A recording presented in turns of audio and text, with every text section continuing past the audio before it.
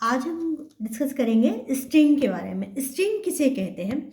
String हमारा किस किस क्लासेस से डील करता है, कैसा क्लासेस होता है और स्ट्रिंग को हम म्यूटेबल क्यों कहते हैं।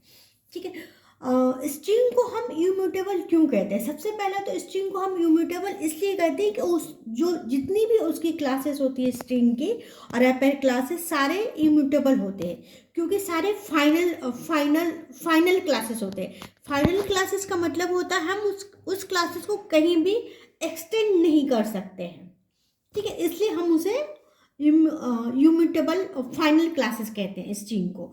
और जितनी भी इम्यूटेबल कहते हैं, जितनी भी रैपर क्लासेस होती है वो सारे इम्यूटेबल होती है। स्ट्रिंग हुआ, बुलियन हुआ, इंटीजर हुआ, कैरेक्टर हुआ, ये सारे wrapper classes, all wrapper classes final classes और इम्यूटेबल क्लासेस होते हैं। ठीक है, अब इम्यूटेबल क्लासेस में इसका डिफिनेशन होता है in object oriented programming the immutable string और object that can not be modify. हम इसको मॉडिफाई नहीं कर सकते हैं। एक बार जो हमने असाइन कर दिया उसमें हम चेंजिंग नहीं कर सकते। दोबारा सिस्टम आउट डॉट सोचे कि हमने first time system dot out dot L में ऋतु रख दिया, सेकेंड टाइम अनीता रख दिया और उसे प्रिंट कराए, तो वो जब भी प्रिंट करेगा पहले वाले वैल्यू को प्रिंट करेगा, सेकेंड वाले वैल्यू को वो प्रिंट नहीं करेगा। तो उसे हम कहते हैं कि वो मॉडिफाई नहीं कर सकता।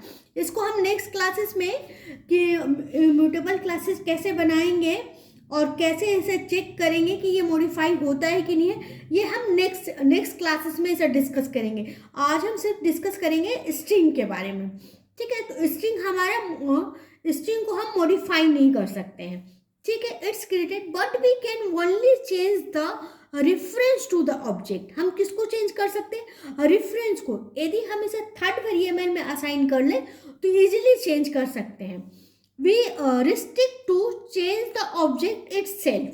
The string is immutable Java because of the reference. Immutable को हम किस लिए यूज करते हैं?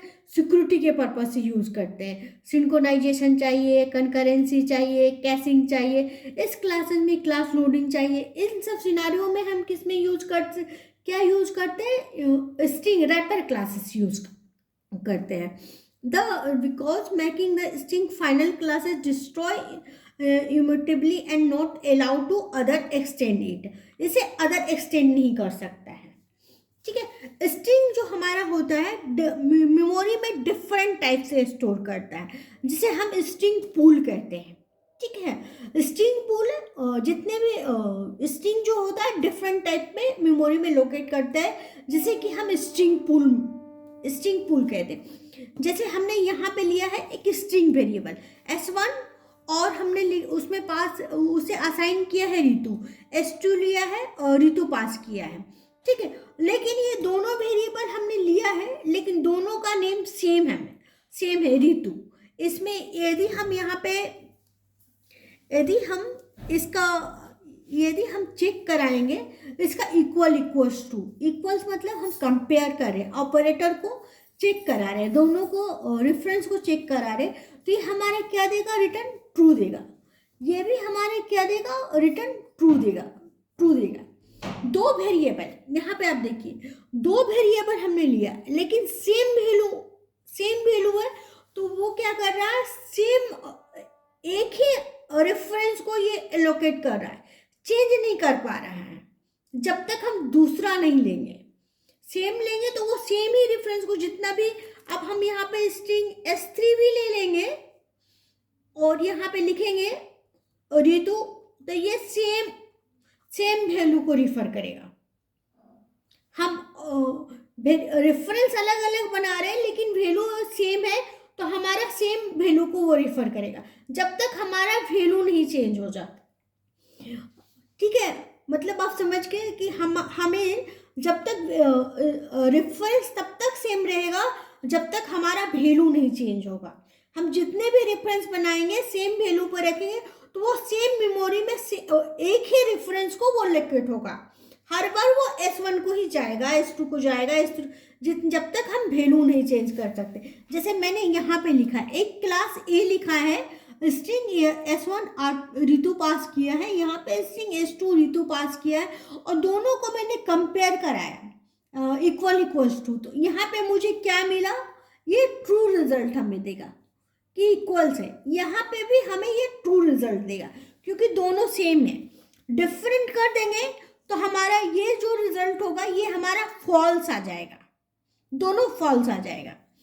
ठीक है, अब हमारा पे यहाँ पे एक कंडीशन आता है ऋतु, जो मैंने बताया था कि स्ट्रिंग जो होता है स्ट्रिंग पूल में स्टोर होता है, और जब हम उस स्ट्रिंग का यदि हम ऑब्जेक्ट बना देते हैं तो ये जो हमारा स्टोर होगा ये कहाँ पे होगा, हिप में स्टोर होगा।